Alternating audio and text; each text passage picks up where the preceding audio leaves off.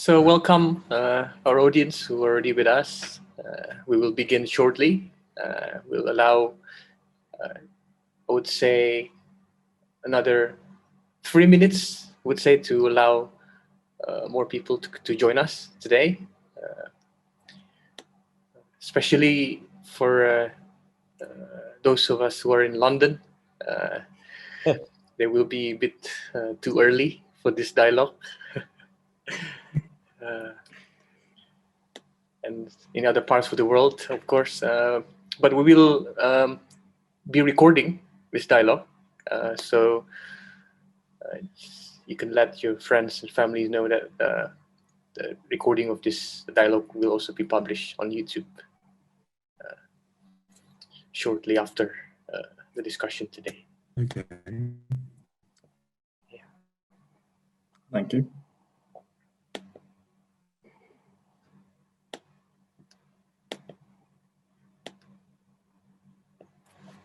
So we have come a long way up to today, which is exactly 1 month since we begin our homecoming journey with Stephen Hill, who is here also with us today, opening with a speech, responding to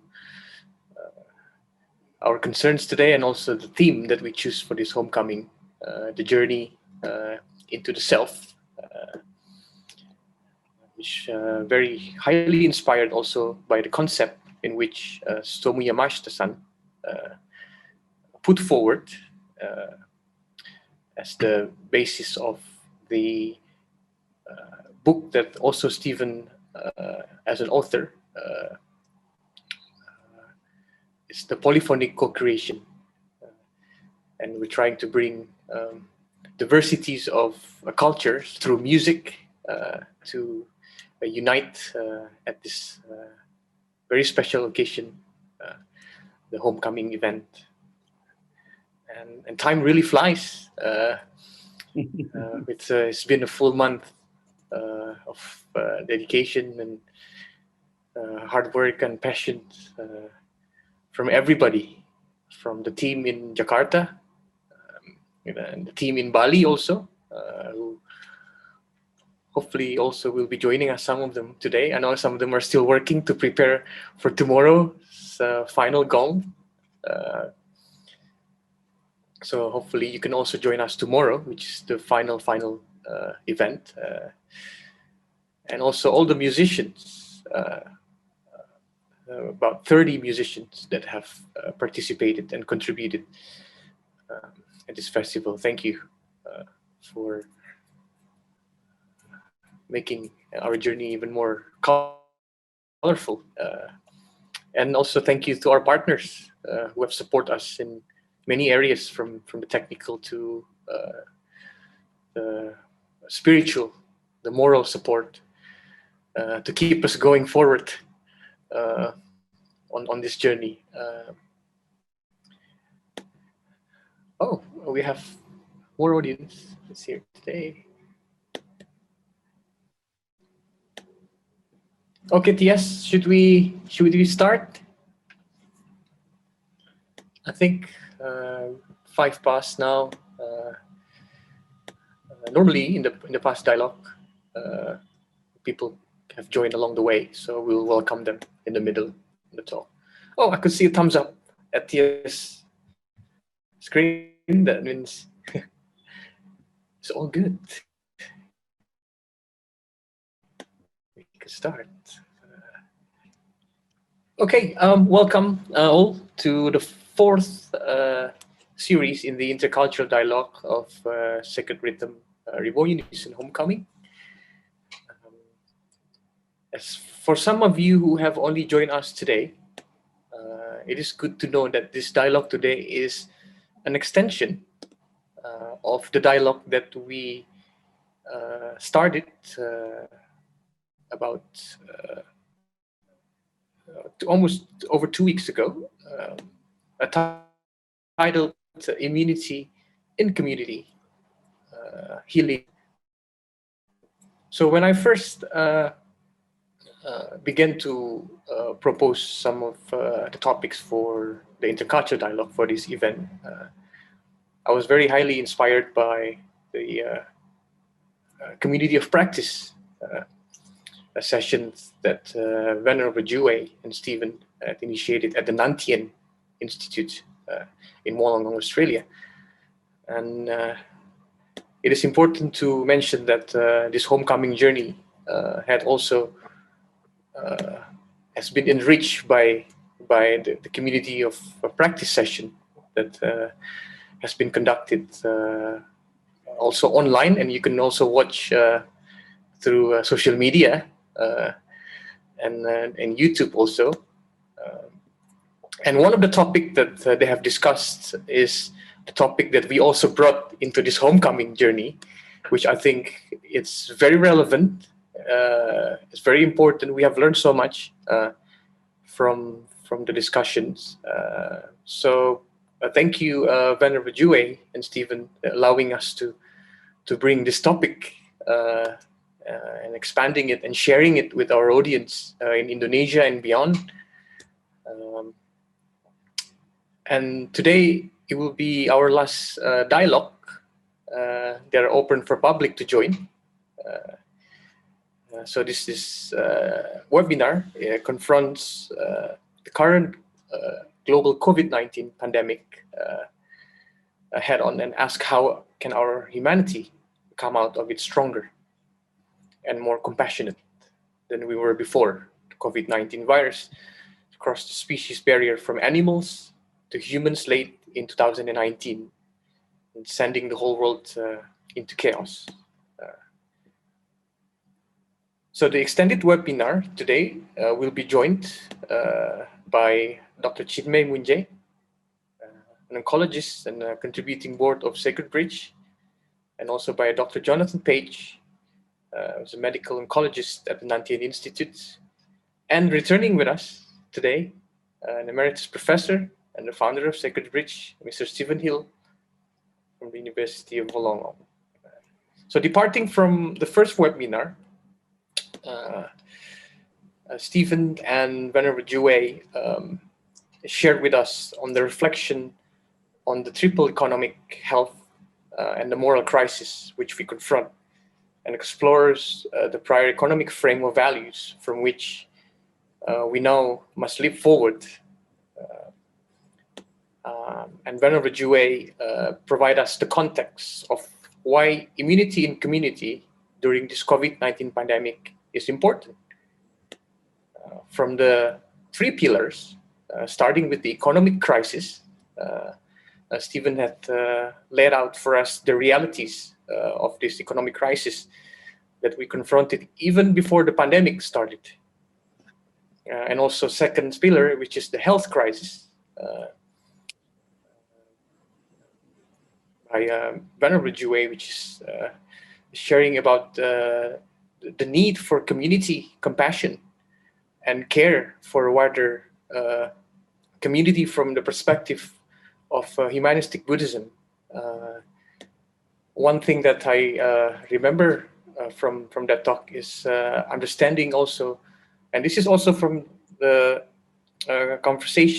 exchange conversation between me and Stephen over the years, is the important about what it really means to listen, to still the voices in our heads, which often prevent us from hearing and seeing others in their own cultural terms, not those the way we wish to impose.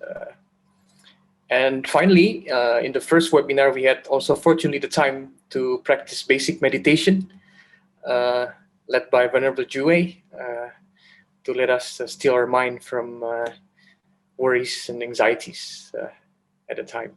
And hopefully we can continue this in the future, especially with Dr. Jonathan Page joining us today, that he could tell us more about how important meditation is and mindfulness.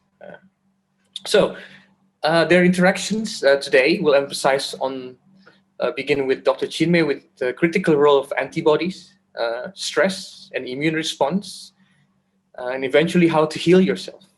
and to how to heal the community. Mindfulness and care for the wider community are the two solutions offered from the perspective of Humanitic Buddhism, not only as a concept, but also implemented through a program title that I mentioned earlier, Community of Practice, at the Nantian Institutes. Basic meditation allows us to engage and to see the world through basic values of connection, with humanity, to move beyond self-interest. So without further ado, I think I will pass the floor on to Dr. Chinmay, who is a colleague of mine who we met in Cardiff while he's doing his postgraduate research at the Cardiff University. And at the time I was completing my master's degree in music. So, we've come a long way, that Sure. we have shared life experiences and trying to understand this world and enrich each other with music, the art and science, and how they actually interrelate together. And I'm so glad to have him here today to finally sharing with us. And again, welcome Stephen, welcome Jonathan, welcome Chinmay and all our audience here. Yeah. Okay, I'll take it away. Thanks for that lovely introduction, Bubu. It just got me thinking about those days in Cardiff now. Some really good time that we spent, and afterwards as well.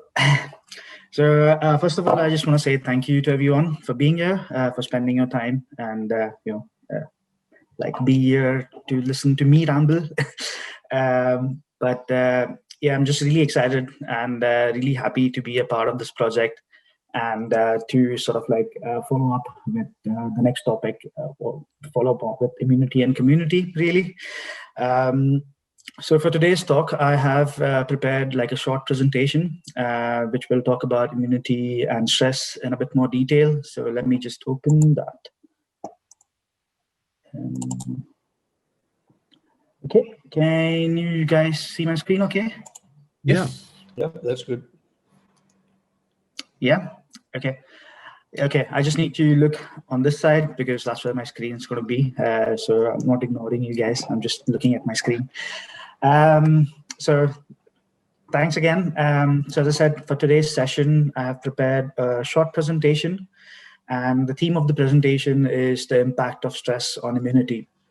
So to that end, I'm going to be sharing some data with you, some old data, some new data, which talks about stress and the immune response in particular. Now, I figured that because we're going to talk about stress and immunity quite a lot, I want to introduce you with some basics. So I want to talk about what an immune response is, what are antigens, and what are antibodies. So I'm pretty sure everyone's aware. A body, as we all know, is pretty special in a lot of ways. And one of the things that keeps us healthy is our body's defense mechanism, also known as the immune response. So the immune system is basically a collection of millions of cells, and they travel through the blood. They move in and out of tissues and organs, and they're constantly fighting, they're constantly defending our bodies against infections. So infections from viruses, from bacteria, and also from cancer cells. So how do they do that? And that's where B cells are important. So these are specialist cells in our system. And basically, when our body encounters a foreign particle or an antigen for the first time, these B cells interact with these antigens. And when the antigen bind to these B cells, they basically get activated and they start expanding. And they eventually mature into plasma cells. And these plasma cells secrete immunoglobulins, or antibodies, as we know.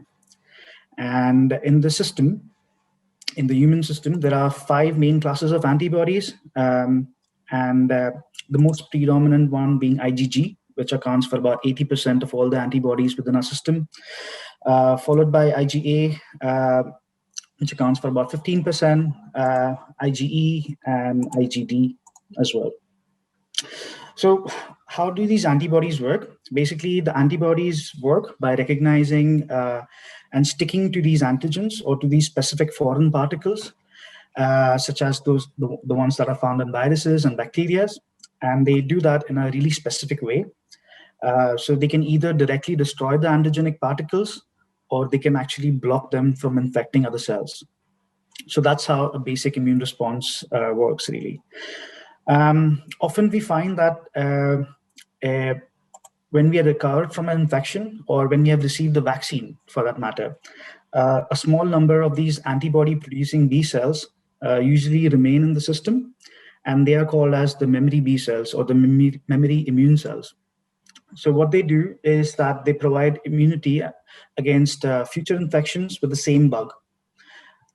So because memory cells and antibodies are already present within the system, next time a body encounters the same bug, the immune system or the immune response is much more faster.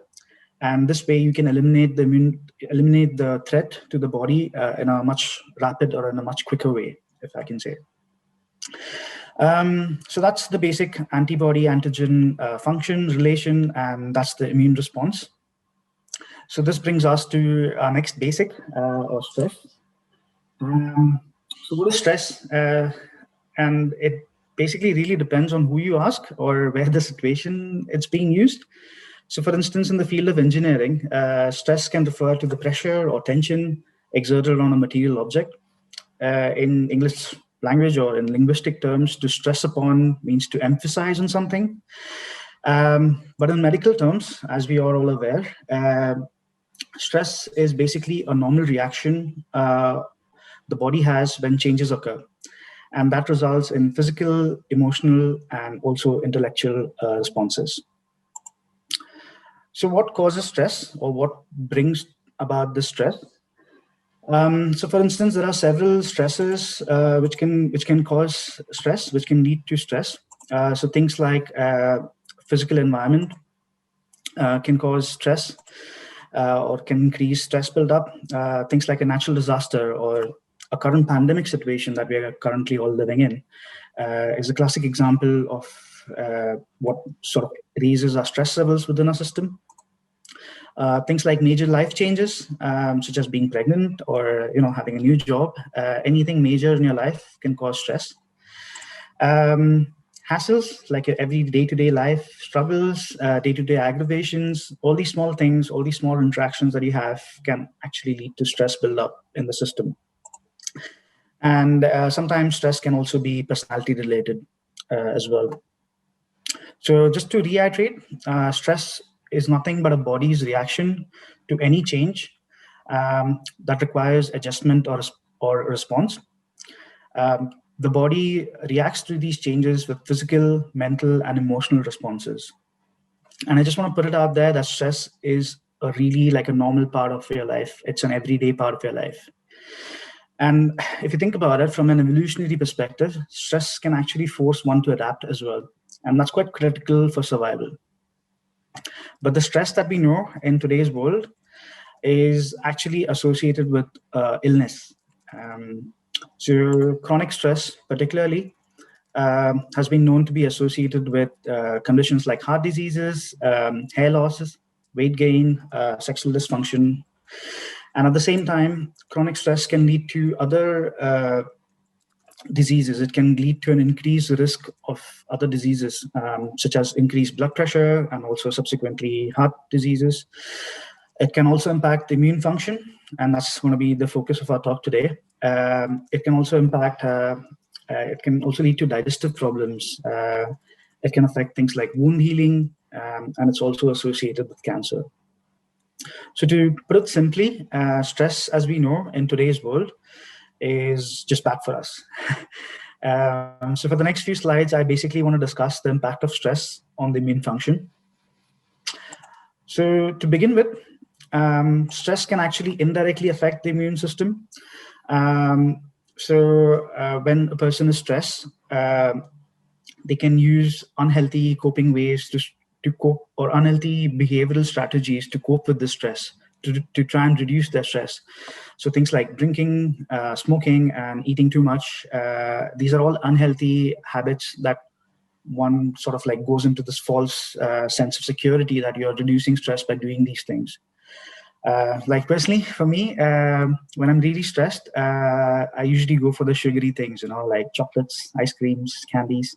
Basically, anything unhealthy that I can find my hands on, I just grab it and I start eating it. That's just how I am. And what is really important out here, what I really want to say out here is that people will have different coping mechanisms. Like you will have your own coping mechanisms when you're stressed.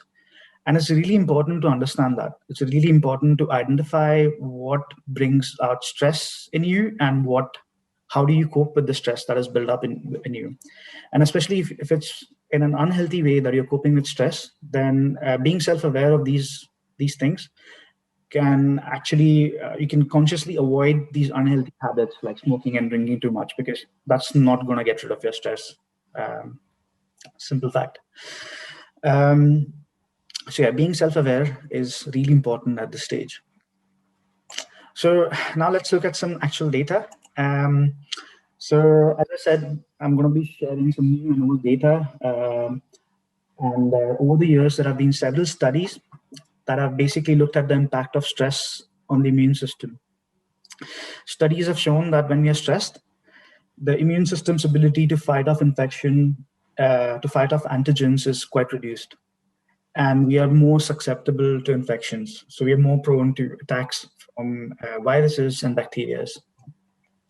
I'm not going to go through all this data, but I'm going to pick some key pieces of evidence that sort of like nicely ties this together. So to begin with, I want to focus on this one particular study that has really pioneered the sort of like interaction between stress and the immune function. And it really comes from a common thing that we all face. So as I'm sure you're aware, exams, basically, like when you're a kid as well, we must have all experienced this. Like exams can be really stressful. Studying for exams or just being in the exam hall on the day can bring out a lot of stress in a lot of people. Like personally, I remember like I was not able to sleep at all. Like the day before the exam, I used to just go on this massive overdrive, and I used to just worry about the exams and the outcomes of the exams as well. And I remember people telling me, like people including my parents, telling me that it just nerves, stress is good for you. You'll be fine. Like it's good for you. And it turns out it's not really good for you. Like stressing, even like, when you're a kid for exams, it's not really good for you. And this was the study that was actually sort of like pioneered this. So in the 1980s, there was a psychologist, Janice Clickott-Glaser, and also an immunologist called Ronald Glasser. They were from the Ohio State University College of Medicine. Basically, they were intrigued by animal studies that basically linked stress to infection. So from 1982 to 1992, these researchers basically studied medical students. And they published this article that I'm going to talk about in 1984, where they investigated stress of important examination on the functioning of immune system in medical students. So basically what they did in the study is that they took blood samples from 75 first-year medical students, and they took it on 2 different occasions. So the first sample was taken 1 month before the exam, and the second sample was taken actually during the examination. And amongst other things, the authors found that the students' immunity actually went down every year under simple stress of this exam period. So, for instance, test takers had fewer natural killer cells. These killer cells actually, as the name says, they fight against tumors and viral infection. They also found that the students stopped producing immune-boosting gamma interferons, and also the infection-fighting T cells responded weakly to test tube stimulation. So simply put, when they took the immune cells from the students back into the lab, they found that the immune cells were not effective to fight off infection. They were like at a highly weakened stage. The authors also asked these students, these 75 volunteers, and they basically asked them behavioral questions. So on both occasions, the students were given questionnaires to assess psychiatric symptoms, loneliness, and life events. And this is because there are theories that suggest that all of these three things are associated with stress. So psychiatric symptoms, loneliness, and life events, they're all affected with stress. What the authors found that immune response was actually weak in the students who were feeling really lonely, as well as those who were experiencing other stressful life events and psychiatric symptoms such as depression and anxiety. And this was really a pioneering research, and this research actually opened floodgates to a lot of other studies subsequently. By 2004, Susan Segerstrom from the University of Kentucky and Gregory Miller from the University of British Columbia, they basically had access to over 300 of these studies. And what they did in this paper is that they reviewed all those studies that were published linking stress and the immune function, and they performed a meta-analysis. So they looked for commonalities between these studies. They looked for patterns within these studies. And they did find patterns. So lab studies that studied stressed people for a few minutes, they found that in these people, there was like a burst or like a surge of this one type of first responder activity almost, if I could say. And there were also other signs of weakening. So basically saying, like, when people experience acute stress, so stress for a really short amount of time, they showed an increase in the stress hormone cortisol, and they also found other signs of weakening of the immune system. And this is just in the short term. Like in short term, we could see that stress actually affects immune system. In terms of like stress for a significant duration, so from a few days to a few months or a few years, as what happens in real life, we are facing stress on a constant basis. The authors found that all aspects of immunity actually went downhill. So basically saying chronic stress or long-term stress can actually cause a lot of wear and tear to your immune system, and can actually damage the immune system. So taken from these studies, from the 300 meta-analysis, the authors found that, and what is quite obvious is that stress negatively impacts the immune system. And I guess that's quite a well-known fact now, but that was back in 2004 when these studies were being pioneered. And these authors also found an interesting association. What they found was that people who are elder or are already sick are actually more prone to stress-related immune changes. So for the next few slides, I want to focus on effects of stress on the elderly. So we're all aware that when you're older, like, your immune system actually goes down. Like, your body is not the same. It doesn't produce the same amount of infection-fighting B cells, and it goes down. But if you have things like stress or anxiety levels, it can actually further elevate that. So I'm going to share this one study in 2002 by McGuire and Clifford Glacier and also Ronald Glacier.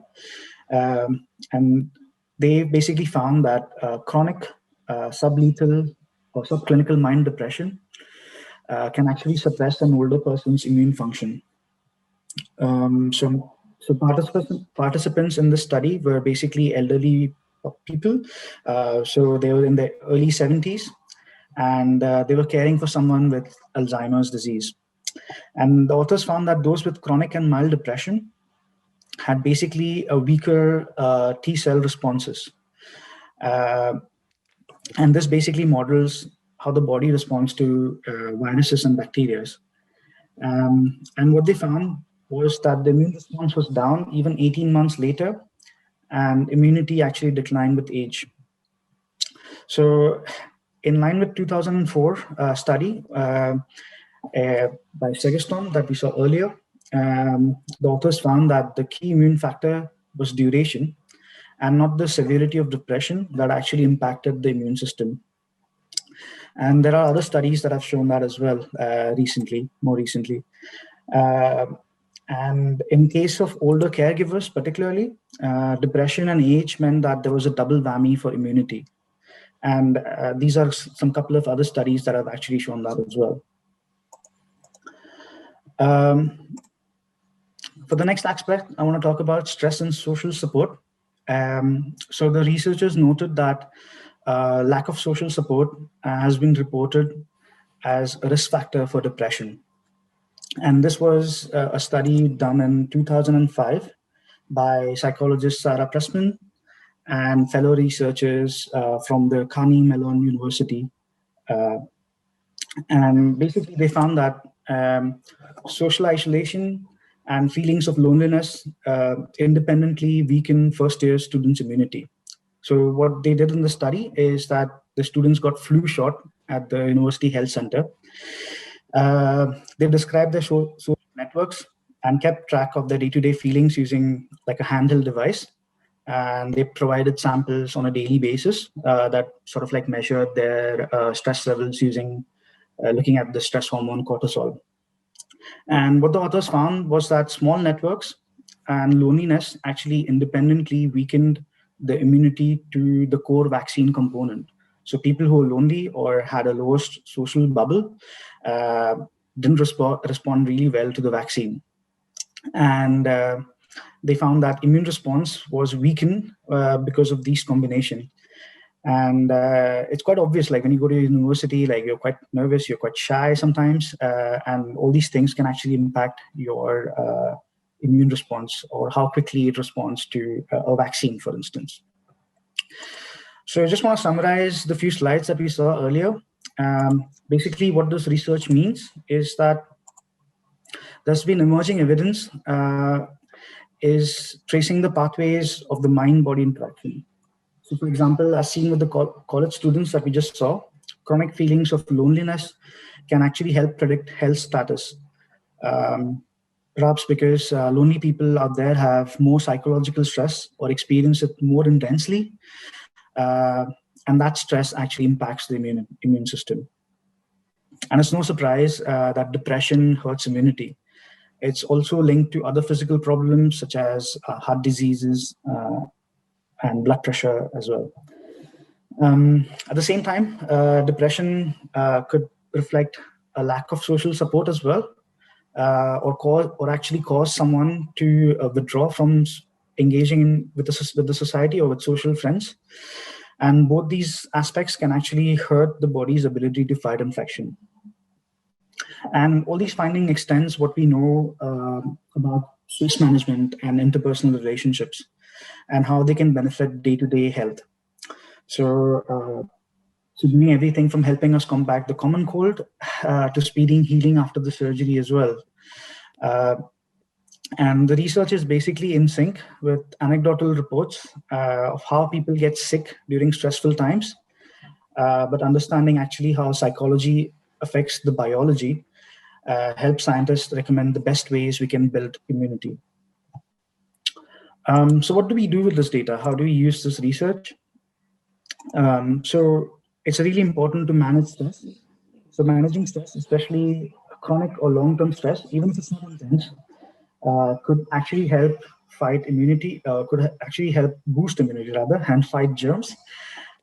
So when you're burdened with like long-term stresses, such as caring for an elderly patient, for instance, or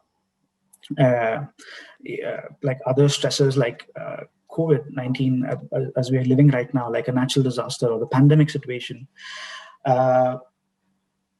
like when you're burdened with things like that, health can actually benefit from a conscious stress management.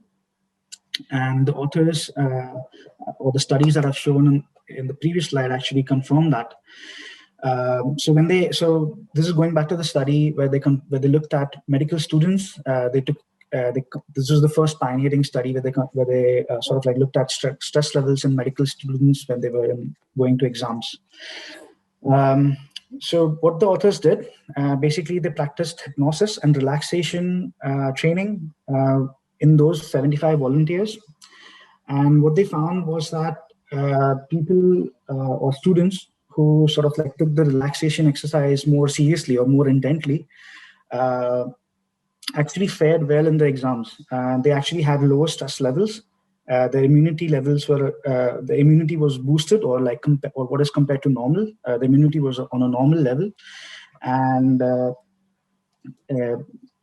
they basically also did well in the exams as well. So things like relaxation was found to be a critical factor in sort of like reducing stress.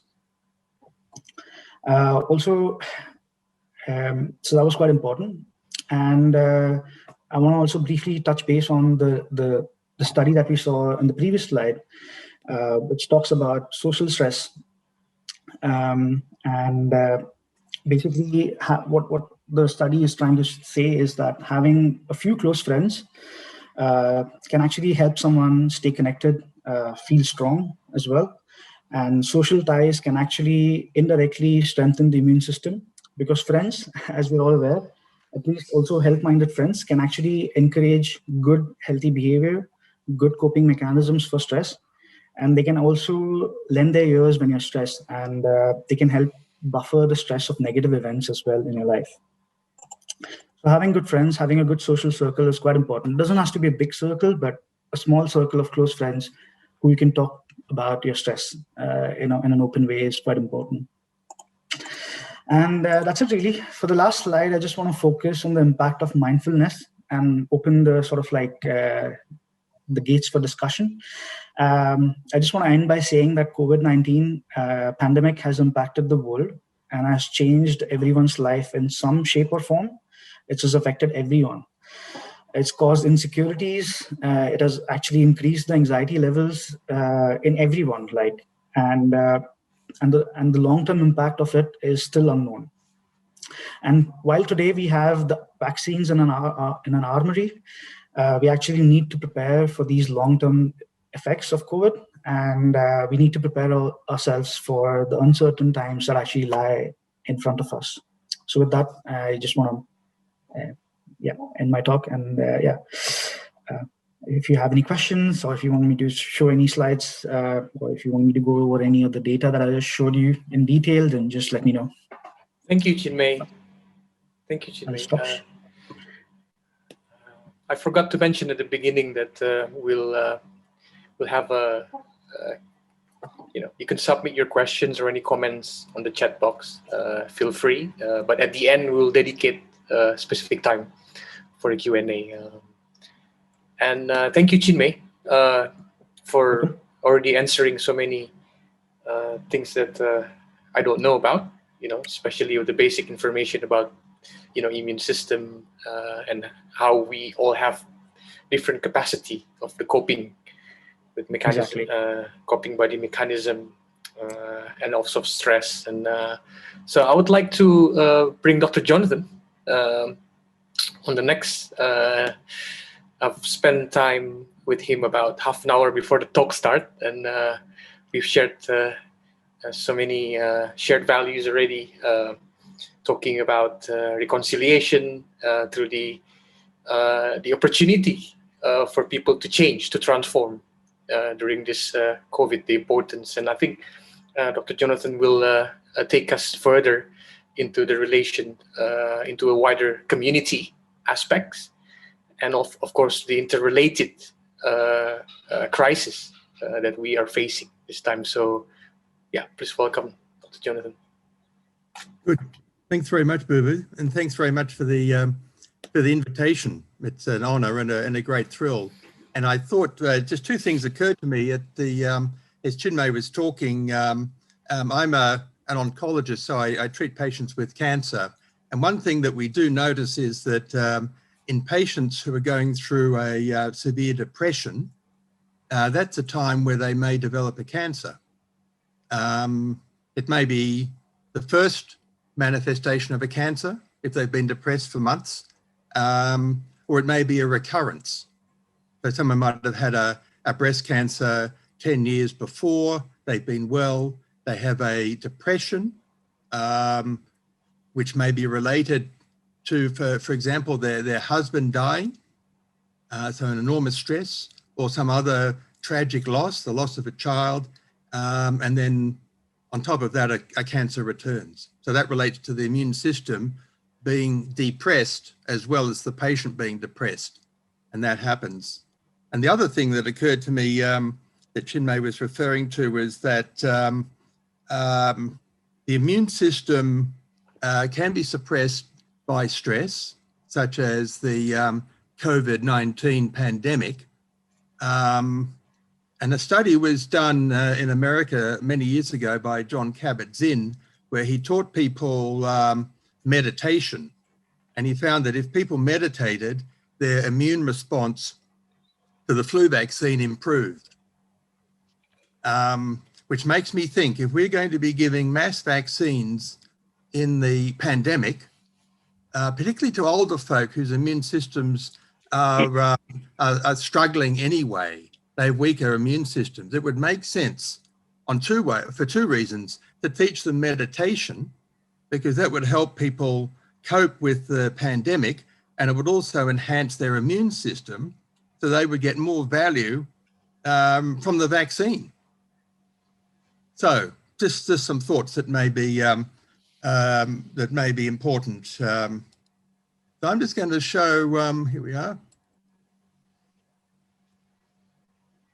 So I'm going to be talking, here we are, about immunity, community, and mindfulness. So I'll say a few more things about mindfulness and meditation. I'm first going to say something about community. I don't know if you can see the whole slide there, but the title's community. So community is actually a very important structure in society. And I was thinking, as Chinmay was talking, that it's somewhat similar to a human body, in that it is complex. It contains many structures, many individual people working together.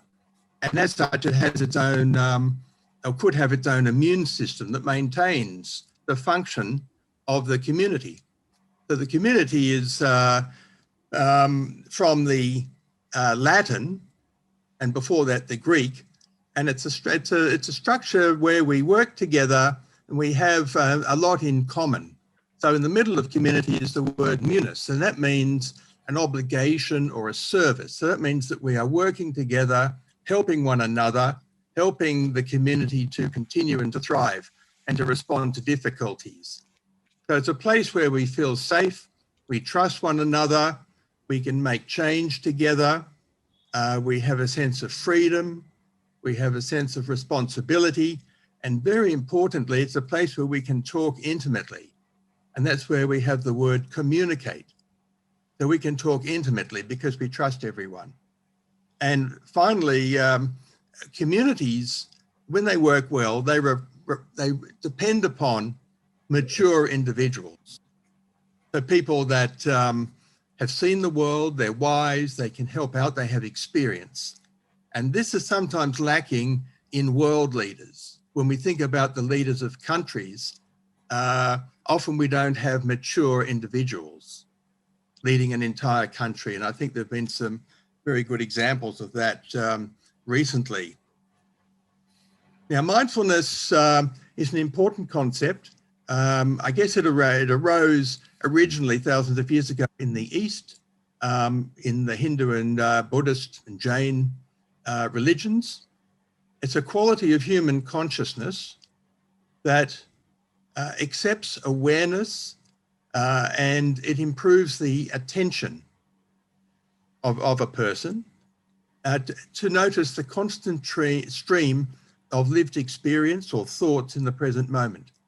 So at the moment, if you're mindful, you're focusing on what I'm saying, you can hear my words, but you may be distracted, for example, and be listening to your own thoughts or making a phone call, in which case you're not being mindful. So usually when you're mindful and in the present moment, you're curious, you're interested about what's happening, particularly what's happening to yourself. You have an open mind and you're not making it. You're just letting whatever happens happen. And in that state, you tend to be very relaxed and it allows stress to diminish. So being mindful increases your engagement in the present moment and you have a much clearer understanding of your thoughts and emotions and what's going on. Now, true mindfulness this state of being calm and in the present moment, usually does not arise alone. And often in the West, it's taught alone as a single way of conducting your thoughts and your mind to relax you. But in the spiritual traditions, it doesn't arise alone. It arises with associated wisdom and compassion. So as we focus on mindfulness, for example, in meditation, we should also be aware that we will, because we're mindful, when we start to see things in a clear way, we'll become wise. We'll start to understand how things work. We'll understand our own behavior and the behavior of other people.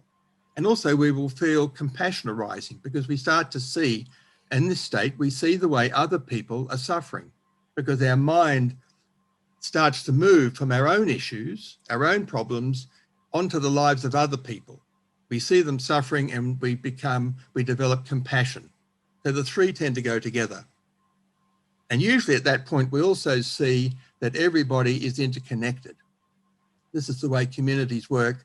And this is the way we see people, say during the pandemic, we are all suffering. We're all connected together. And each of these three qualities depends upon the other two. They're not separate from the other two. And you could say that each one resides inside the other two. So mindfulness, if you develop mindfulness through a practice of regular meditation with other people, but including times on your own, you can expect a deeper understanding of yourself, the capacity to listen deeply to other people, which they will be pleased with. Your relationships will become deeper as you develop a deeper understanding of other people in your family, for example. And you tend to see people that you live with and that you know, and even strangers, if you start talking to them, you will see less of a difference between you and the other person. And you will be aware of compassion, trust, kindness, and a sense of presence, being with people arises. Less stress, anxiety, and depression, and you develop a more spacious mind. Your mind seems to be increasing in size. And so such mindfulness makes life more vivid when you're less stressed, less depressed, and you tend to see more. You see the world as it really is, and you can get a very clear idea about what you should do to improve the world and to improve the life of other people. It becomes very clear. And you develop courage. And the word courage comes from the word heart in French and Latin. And so you develop a heartfulness or a strength of the heart to see the world as it is, because often when you see the world as it is, it may not be a pretty sight. It might be quite alarming and fearful, particularly during a pandemic, particularly during climate change. So you need strength, and mindfulness allows you to develop that. And we can make changes to ourselves. We can change our own opinions, which may have been wrong, and we can help other people to change their opinions and views as well. We become more resilient. We're able to bounce back. We have better emotional regulation. You could say that we develop an emotional immunity, so that our emotional immunity is like equanimity. It allows us to be quite strong in the face of severe stress. Now, being a doctor and like Chinmay, a doctor, it's quite clear that doctors suffer as well as patients. It's not widely known, but in a hospital, for example, everybody's suffering. It's not just the patients; it's the doctors, the nurses, it's the it is the social workers, it is the wardsmen that take patients from A to B, and we have many characteristics. So we suffer, and of course, many other people suffer who are not patients. They're in the society and they're suffering. And the suffering may be physical, psychological, spiritual, and quite often a combination of these. Many patients have been suffering perhaps for months or years before they come into the hospital. And this affects relationships.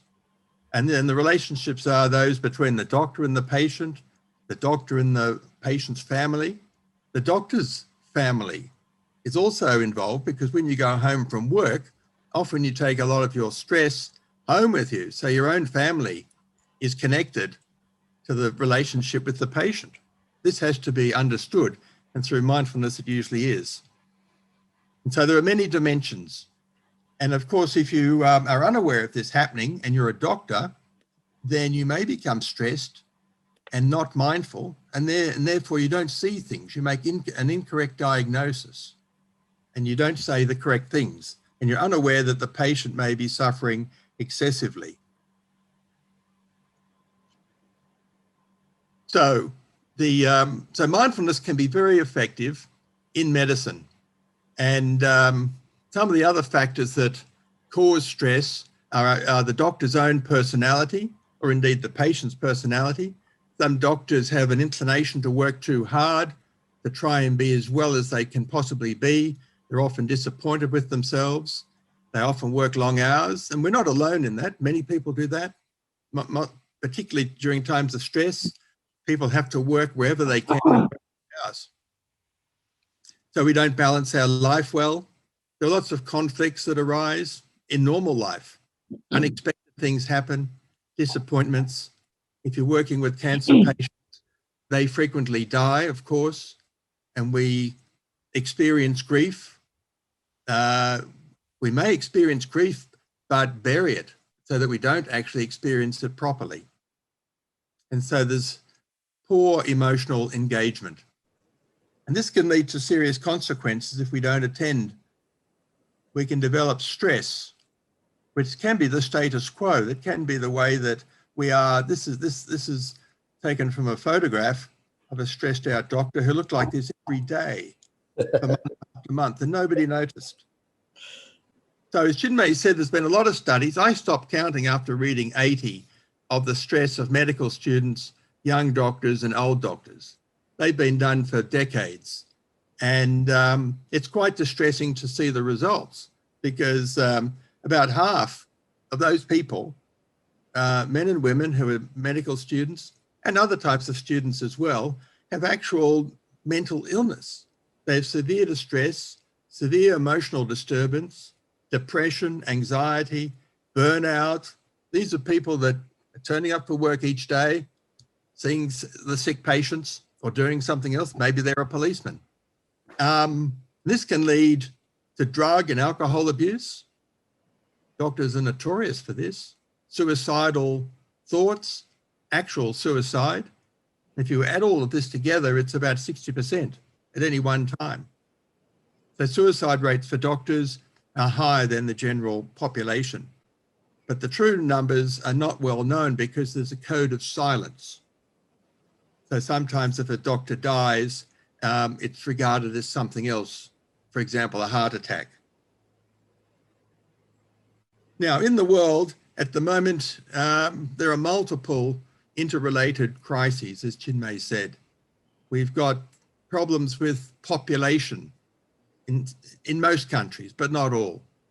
Excessive population, economic, industrial, exploitative growth over more than 200 years, despite warnings as far back as 1798 by Malthus, who was criticised. But if you go back and read what this gentleman said at the time, he was simply worried that humans would increase in population like he had seen in other animals, with plagues and of locusts, for example, that a farmer would see. Paul Ehrlich, who I remember in 1968 was concerned, and James Hansen in the 1990s talking about the population. It's a very sensitive matter. In election campaigns, political parties do not like to have a population policy. Like many of them don't have a climate change policy. So we have the crises also of colonial and post-colonial exploitation and the embeddedness of gross inequity, which is in so many countries that we politely call the third world. And this needs attention because these inequities are being exacerbated by the pandemic. The people who are suffering, in particular, are the people in these countries. And we see this worsening now that vaccines are available, and the vaccines are being directed to the wealthy countries and not the poorer countries. There is also the associated climate catastrophe, and the current pandemic continues. It's unlikely to disappear for a long time, and it is unlikely to be the last. So this is a familiar sight. You may, unfortunately, the poor ostrich is frequently regarded as a foolish animal that buries its head. I think it receives bad press. I think it's actually more intelligent than that, but not humans. Humans actually do this. They bury their head. Now, just to conclude, there have been a lot of recent publications. The analysis of particularly climate change and the response to the science has been the study of many people. There are many books, and it remains unclear why we are not doing more.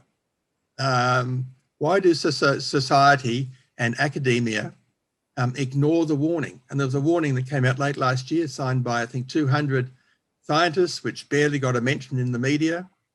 I think 3 days ago in Australia, some scientists gave us further warnings about climate change, suggesting that we act rapidly, because now we have to reduce our greenhouse gas production to zero, not by 2050, but they are requesting 2045. But I know privately, these climate scientists would rather this be done by 2035, which is not possible. So this particular author, this is an Australian author, Ian Lowe and colleagues, in this journal, the Journal of Future Studies, he says that part of the problem are these three deep-seated myths. Progress is inevitable. So growth is the hallmark of progress and the bringer of wealth and happiness. It's very hard to challenge that. Number two, we are not citizens, but consumers in a morally deficient and spiritually bankrupt society. And so personal fulfillment is found in consumption, buying stuff. And poverty is also achieved by the same mechanism. And number three, natural systems in the world, in other words, every other species, is there solely for our benefit, so that we are free to exploit them. And that's why trees are being chopped down as we speak. And I thought myself, there are probably some other myths. One of them is the myth of duality, that we are separate from one another, and that the first world can pretend that it's separate from the third world. We're not. This myth of separateness and the third world and other descriptions are quite wrong. And so finally, I think this is my final slide. This author has written some brilliant reports, and one recent study from just a month ago, he's talking about the global bystander effect, moral responsibility in the age of ecological crisis. It's as if everybody in the world sees themselves as a bystander, rather than being in the middle of the world, which is falling apart. They see themselves watching from the outside. So we're facing this planetary ecological crisis due to global warming, the spoliation of the natural resources, pollution, desertification, and so on, and yet we don't act. And he suggests we are hypnotized. We're in a state of hypnosis. Some authors call it a trance or a type of sleep, where we just don't engage. The world we see is like a dream. It's unreal. And all this time, our Earth is slowly being destroyed. So thank you. That's the end of my presentation, but I hope we can have some questions and discussion. It was wonderful. Thank you, Dr. Jonathan. Yeah, that was great. Yeah. We could end up talking for an hour, I think, from this point onwards. Really, living in this, post-truth world where, the amount of information, we receive to our mobiles, as we discussed before, and sometimes we don't even need to access, and they just come up in our phones and be like, hey, this is the right, data. And so, today, I hope for everybody who's here also, they are often confused, by receiving whether it's, the right information or not. Then, hopefully today will give you, some assurance, that will help you to see the world and also to cope with this pandemic also. It's now 4:00, but I'm happy here to continue on because we have Stephen Hill here, who's also joining us, that will even expand even further on the more social aspect of what Chinmay and Dr. Jonathan has already discussed.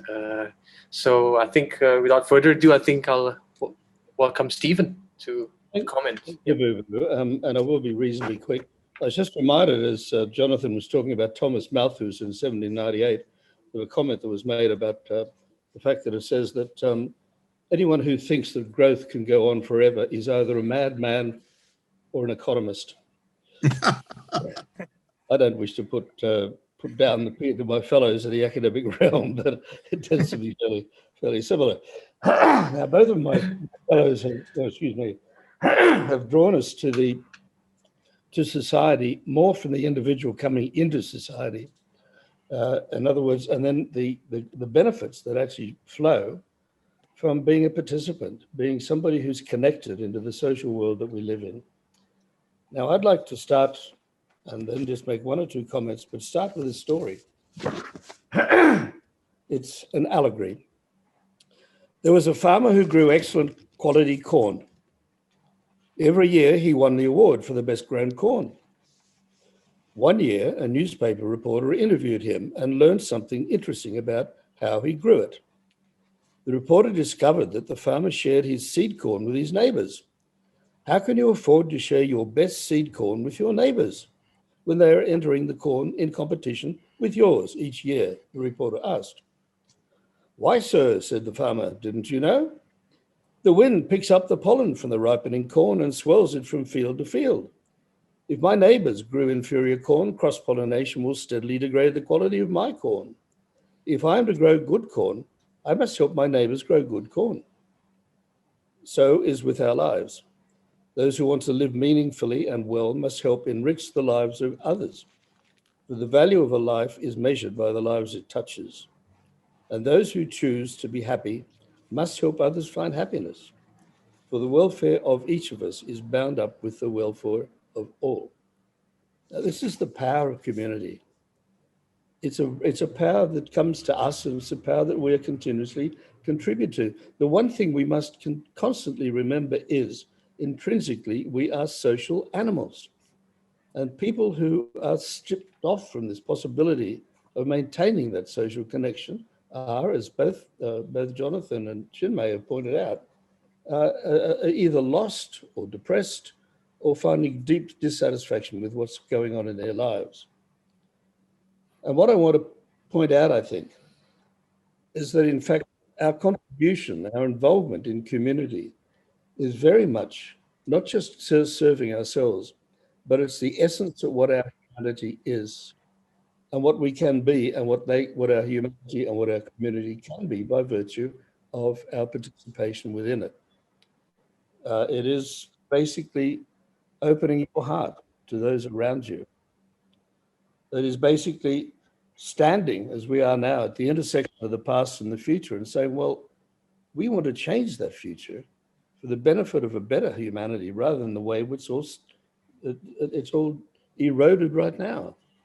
And we've done a lot of analysis in a book that some of you know about called the Kyoto Manifesto for Global Economics, where we looked at where we've been going in economic terms up until now. And it's increasingly to do with developing a world which is dominated by self-interest and by inequality. I won't go into the statistics on this now, but they're absolutely stark.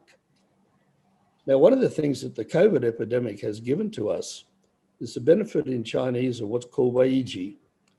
In other words, it's two things. That's the word for crisis. There are two things in a crisis. The first is danger. The second is opportunity.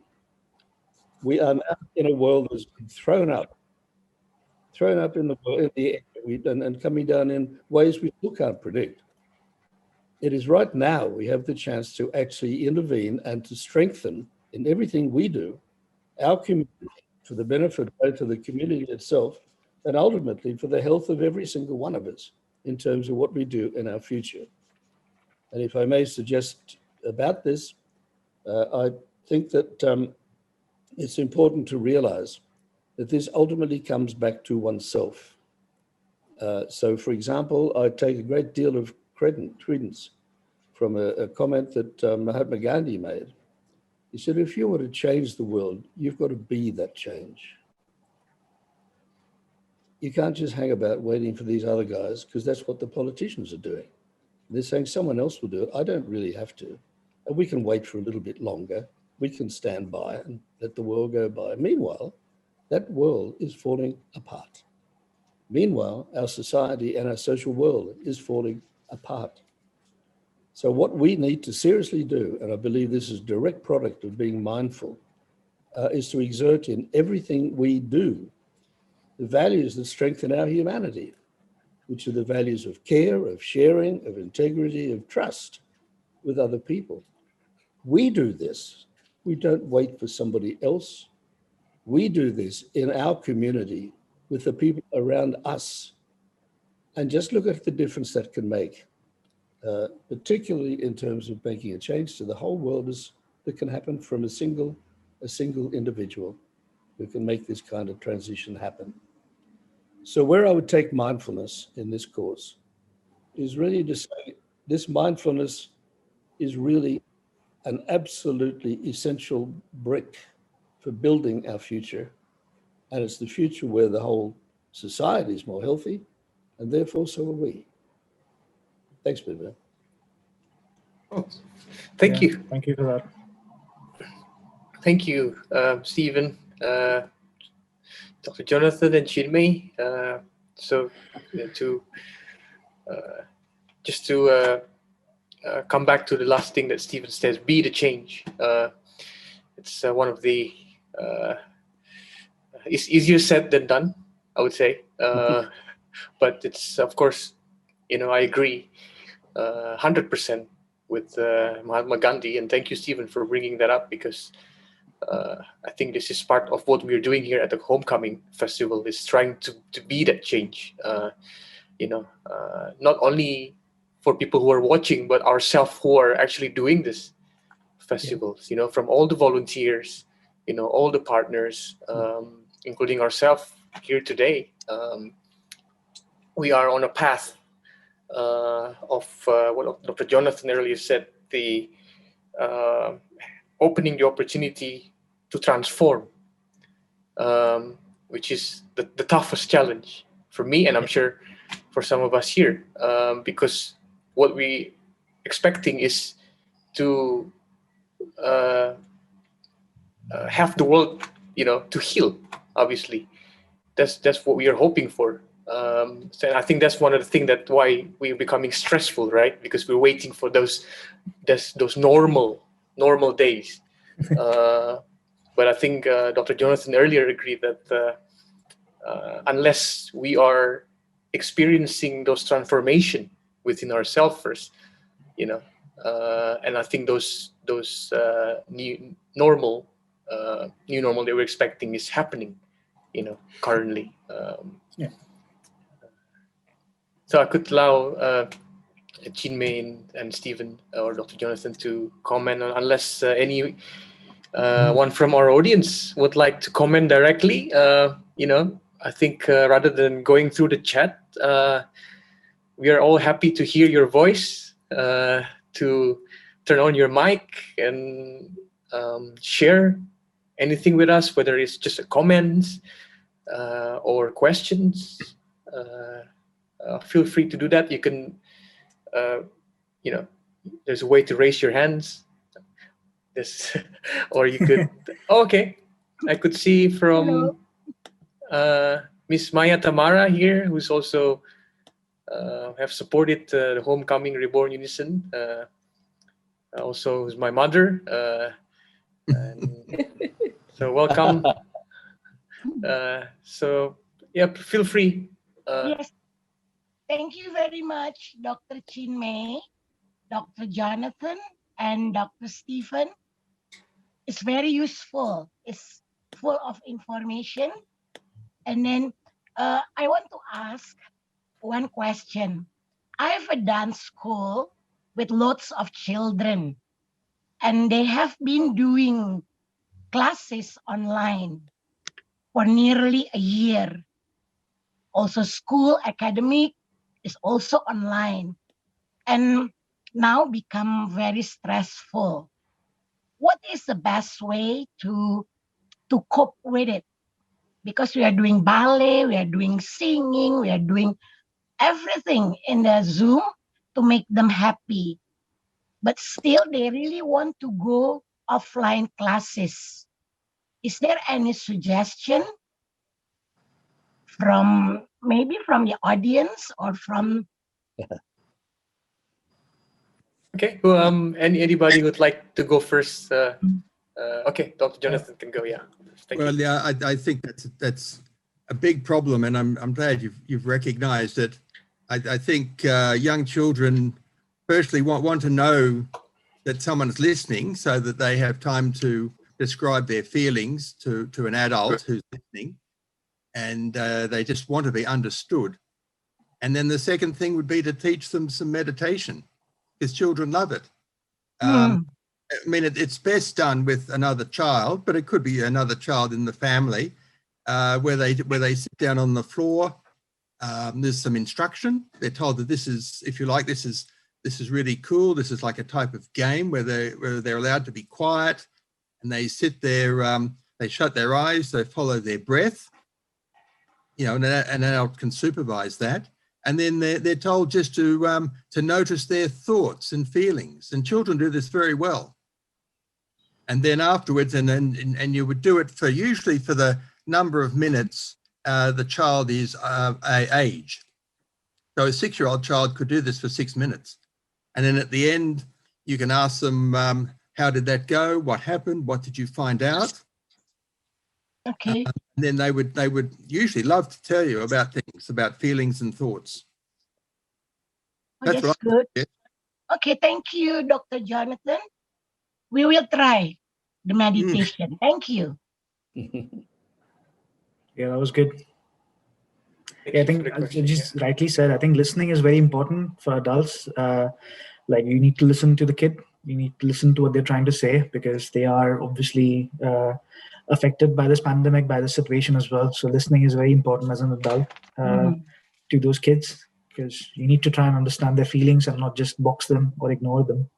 And that's what we do as humans. We are always in a state of denial sometimes. We just like to box our feelings and say that's not happening and just not focus on those things. But it's important that we have these discussions, have these talks, even with kids. So that was amazing. Jonathan, thanks. There's an awful lot left out in communicating through Zoom compared to communicating with somebody directly, where you can touch them, you can feel them, you can see them do slightly different things or whatever else it is. And I think some of the earliest research that was done on using video style communication pointed out it was very good for providing information and so on, but not all that good for really having a conversation and agreeing and talking with other people properly, not deeply at least. And so the children are losing that right now, and I think it's a very deep loss. I mean, I think what Jonathan says is a terrific idea. It would be good if there was some ways in which the children might actually participate by doing something different, like even music, which is what we're talking about here, for example. They're sharing with each other, but not just with trying to be a voice on a Zoom screen. Maybe playing together in something like playing in music would seem ideal for me. So straightforward, where they're actually engaged in involving their own sort of emotions and feelings, and I think getting a great deal of reward out of that. So finding ways of just building back a little bit more of that what's lost with that intersubjective knowledge and understanding, I think can very often be actually done through other sorts of methods. And if I can just add to that, then it's a very different context. But it was something which we did with Sacred Bridge. And that was to work with children who were the terribly, terribly traumatized child survivors of the tsunami in Aceh back in the end of 2004. And we did use music and culture and performance and so on, and basically brought the children back home because their minds had simply frozen. They could not get out of this frozen story, and they were just stuck. But the music did bring them out. It was just magic. There's a film which Sacred Bridge produced called Rising Above the Tsunami, which is really worth watching on YouTube. But I think you can do maybe similar kinds of things in a very different situation, in a very different kind of media situation, but in a sense with a little bit more of a similar purpose, is to somehow draw the children into a culture through a different door. Yep. Thank you, Dr. Stephen. Thank you, Dr. Chinmay. Thank you, Maya, for your question. Thank you. That was a good question. Nice to meet you again. It's been fun, and I've learned a lot today. There's another thing that rises of the point that Stephen made is about creativity. I think we all have been challenged by this pandemic to become more creative in finding ways, and particularly for Maya, in finding ways to find new models of engaging with the students. And throughout this homecoming, actually, we try out so many different ways in how we can get everybody to feel that connection, even though we are on this virtual tools, electronic communication. But I think I feel that it has brought us to a new level of compassion, a new way of understanding technology, to become not only a tool, of communication of, the pre-COVID era, but it's we're making this becoming more effective. But as Stephen mentioned, also important not to forget to maintain the intersubjective, the real human-to-human connections, at the same time. But those are the challenge we are now, facing. And thank you, Stephen, for bringing up the experience in Aceh. Yeah. I think that's Very powerful. Very powerful. I've only seen video and heard stories about it, and the power of music. There's always what Sacred Bridge has done in the past years. It's the tools to communicate beyond the normal. And I think in these times of hardship, I think we're, utilizing music once again to help us, to heal, also to understand what we are confronting, and to unite once again with using music. And unfortunately, with as Dr. Jonathan quoted Ian Lowe, that we're not citizens, but we're consumers. And that's one of the challenges also within the music today, that, the fact that, everything has become, commoditized, and we've forgotten, the other functions and roles of music. They are able to heal, it's becoming, it's a creative force. It's born as social interactions. It's a place for us to express, and I think through this second rhythm, for our audience to know that this is also a platform for us to bring up those neglected roles of music, that beyond just commodities, but have more powerful functions in society. If I can add just two things about that. Yeah. First is something from Stormo, And Stormo, unfortunately, can't be involved in this program because he's been very ill in the last few weeks. But he points out about music. Stormo, for those who don't know, is a sacred musician, used to be very, very famous as a rock musician, became a priest and did many, many extraordinary things, but plays an instrument made of stone. It's a sacred stone, which is basically a percussion instrument with a pitch range of 106. It's larger than a piano and has the most extraordinary resonating sound that you can imagine. But he pointed out that, in fact, what is happening in all commercial music now is, for the sake of cost, they condense all of the overtones down to just what you can hear, not the overtones beyond your hearing range. And he points out that's where a lot of healing power exists. In the power of music beyond the actual acoustic range that you're working within. Absolutely. And the other thing which I think is matters for but both for the quest of Sacred Bridge in the future and for all of us, is that you're looking at, oh dear, please excuse me for 1 second. I'll just mute myself while I clear my throat. Please have some glass of water. It's okay. And that is that the music that you're doing and you're playing is across cultures, it's across difference. And this is something we talk about tomorrow night in talking about polyphony. In other words, bringing different themes together, themes together into an overall harmony.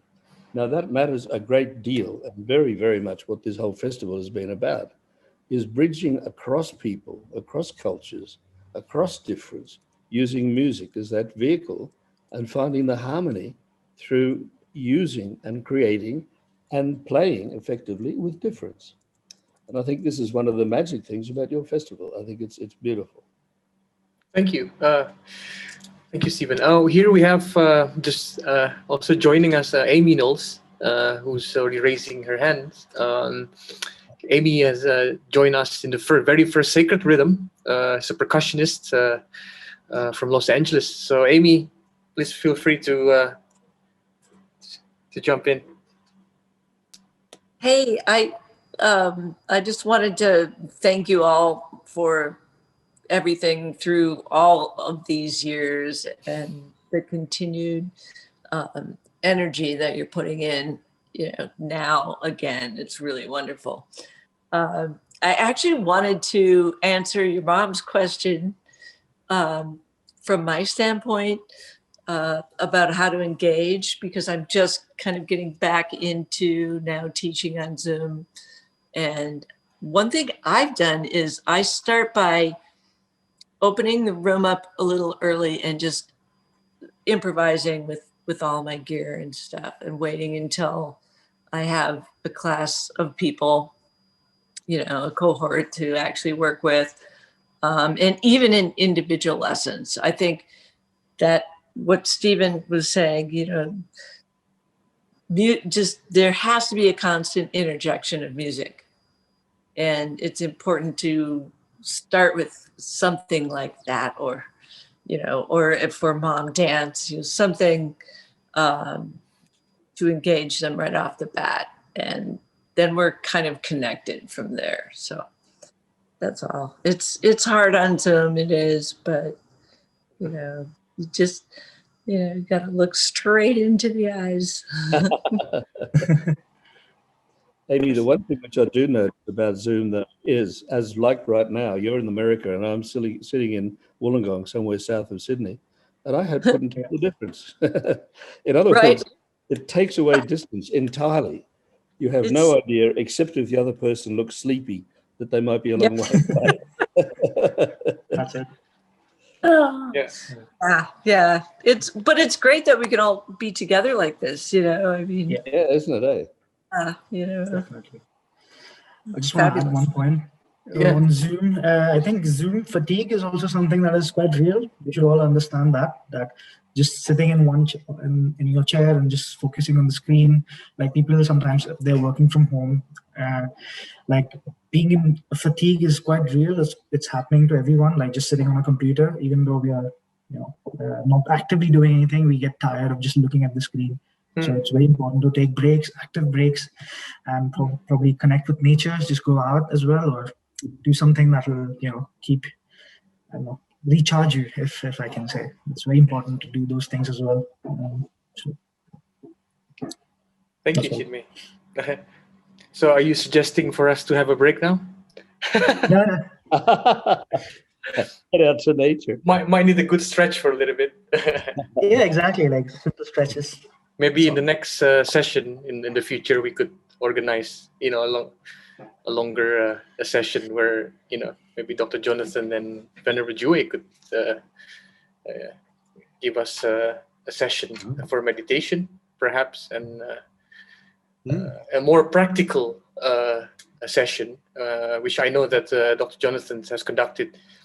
It's called a Sunday check-in a session at the Tien Institute that perhaps could help us also. If anyone would like to join the session, we could give the link at the end. Yeah.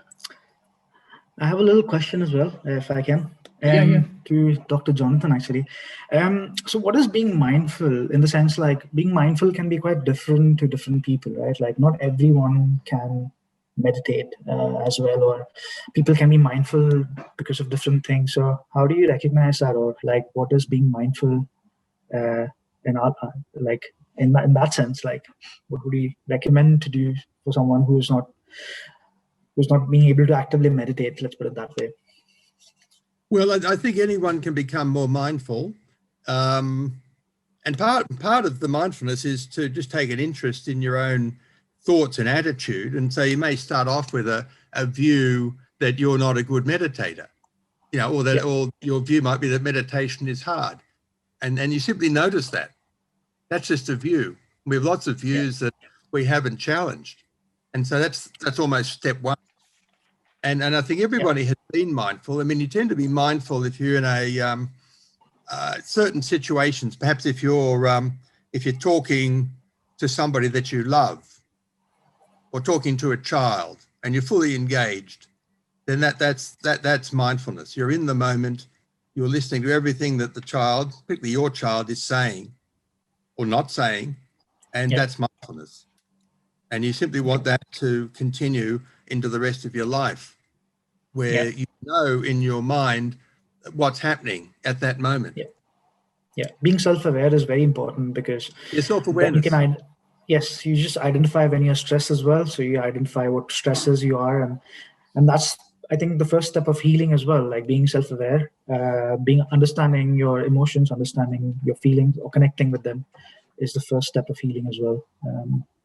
And I think part of the self-awareness is noticing the stream of thoughts, because this can make your sense of stress far worse, because you're aware of repetitive thoughts that are reinforcing the stress. This is terrible.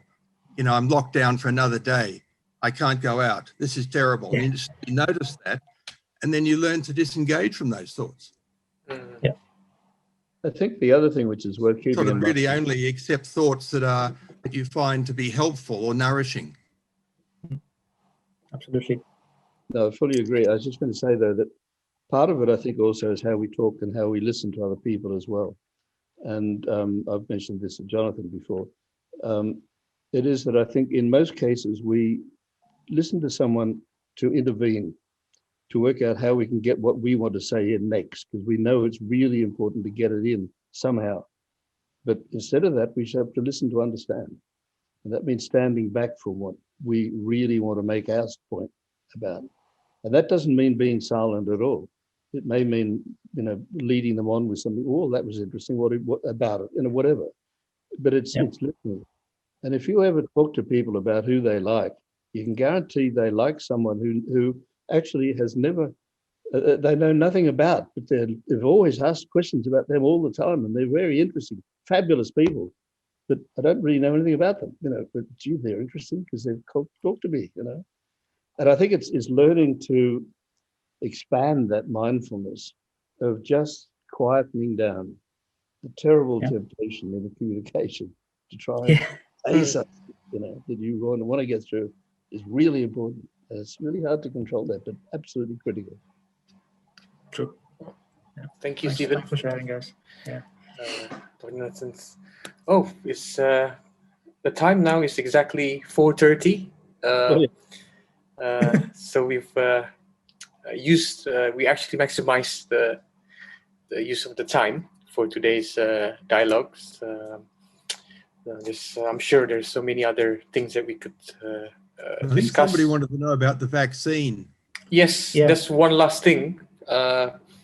As Dr. Jonathan also saw that in the chat. Yeah, I saw that as Maybe well. that could be the last question. Yeah, before we close the dialogue today. This is from Boggs. He said, Hey. many friends believe the process of vaccines is too early to be published, and it is a monopoly of drug industry. So. Chinmay, do you want to answer that? Yeah, I could. I mean, the thing is, like, from the data that is out there, what we are dealing with right now is very new. So yes, you're right. It is early, but I wouldn't say that it is. I think it's got some substance to it, and not just some. It's got lots of experience. Like the reason why we are able to create a vaccine in like a record amount of time is because of the knowledge and of the experience that we've built from the past. And so the vaccine that is out here is not really a quick fix. It's gone through some really stringent clinical trials. Some of them are in phase 3 trials. And what that means is that they have passed all the quality checks to be, considered to be given to the general population, if I can say. And yes, is a short answer. You should trust vaccines. They have been showing, as long as you can see the data that is published with the vaccine, most of the companies are quite open about that data. And you can easily access the papers. You can easily read the data for yourself, and you can see how the vaccine is actually being effective against COVID-19. And vaccination is the only way to eradicate things. Like if you look at back in the years, if you look at like things like polio, it's nearly eradicated, and that's because of the continuous efforts that we've put in behind the vaccination. So the fact that there's a vaccine out quite quickly is just because we have got that knowledge, we have that experience that has helped us produce this vaccine in record amount of time. Now, for any drug or for any sort of like vaccine, you need like a long-term study. You need like 10 years before you can say that yes, this is great. So and with any other vaccine, with any other drug, efficacy is always never 100%. Like you'll always miss out those people. There's always going to be a reaction in certain people, and because we are still in an evolving stage of the disease, we are still trying to understand what this disease means for us, or how the virus actually reacts, and with the different isoforms as well. So the antigen that I was talking about, like different, sort of like mask itself and packages itself differently. So you've got these multiple strains of these viruses, and early data has shown that the vaccine can be effective against these strains as well. So yes, you should trust the vaccines, but you should look at the data as well behind the vaccine that goes out in producing that vaccine, and that's quite important. And finally, it's never going to be 100%, and we need a long-term study for this, but we can't do that. So the best case scenario right now is to go with 95% efficacy of some of the vaccines that are out here. And that's always going to be the case. You're always going to miss out some patients, unfortunately. You're never going to be 100%. So I don't know. Yeah, that's what I can say. Yeah. Okay, maybe Dr. Jonathan would like to carry on a little bit. Look, I've got nothing more to say. Okay. The companies have worked so well, and they worked with each other, and they're sharing the production recently too. They're not making a lot of money out of it. There have been interruptions in production. We have to make sure that all countries have access, but I think the vaccines are safe, and they seem to be at least as effective as the flu vaccine, or better. Yeah. So yes, I would, if you have an opportunity, I would be vaccinated. Yeah, Sure. definitely. Because the effects of COVID are quite damaging. Like the virus itself, it can bring out a cytokine storm. It can lead to multiple organ failures. So I'll take a vaccine over that personally. But these are my personal comments. So it comes with a disclaimer. Thank you for clearing up and giving us assurance about the the vaccines also, and how much in this, from the scientist's perspective, that it requires longer time to actually understand the virus itself and also the impact of the vaccines. So yeah, like for the flu virus, for instance, the Spanish flu, as we talk about it, 100 years ago, to 1918, we still the virus still changes. Everyone still needs to get a flu shot every year. So it can be the next flu vaccine. It could be something that just keeps mutating, and we have to keep protecting ourselves because flu does affect a lot of people, and this, as we know from the studies, is much more deadlier and much more dangerous than flu. So we should definitely look out for each other and get vaccinated. That's it. yeah, fantastic. So while we're waiting to get our jabs, and some of us who are not in fond of getting the vaccines, let's try not to be stressful, as we've learned from today. Also, all the hassles and the repetition of our everyday life, can, as Chinmay has told us, that will affects how our immune system, our antibodies. So in the meantime, I think the best way is to keep good sleep, have some vitamins, and also have good friends around you. good friends. That's it. Yeah, it doesn't matter how small of a bubble you have earlier. That it's important to still have social interaction. Even through Zoom or any other ways that you could possibly have. So I think we could end the talk today. So I'm very, very blessed to have Stephen Hill returning in this talk again, and my wonderful friend, and who has joined the contributing board of Sacred Bridge in the field of science, Dr. Chinmay Munje, and also here, who I've just met today through Zoom, who's also a friend of Venerable Juewei, and also Stephen at the Tien Institute, Dr. Johnson Page. Thank you so much for giving your time to join in the very last minute, for this talk, and for all our audience also. The homecoming journey is nearly finished. So today and tomorrow is the closing gongs of this homecoming. So this is a very special day that we have been, be able to conduct this dialogue also as part of that closing. And we put it right at the end because it's also concerning, the issues that we all been trying to find the answers. And tonight, we're going to close tonight with performances of various artists. There's going to be a longer performances tonight, which is going to start in 20 minutes. Oh, wow. So Tias, if you could perhaps give the link right in the chat box, if anyone is not busy today. Already have. Oh yeah, Yeah. Great, thank you. You can boil the water and prepare the tea first. Perhaps a stretch. We need to stretch first after this dialogue. Please join us tonight, and tomorrow is the final day. Again, we're going to have the performances. The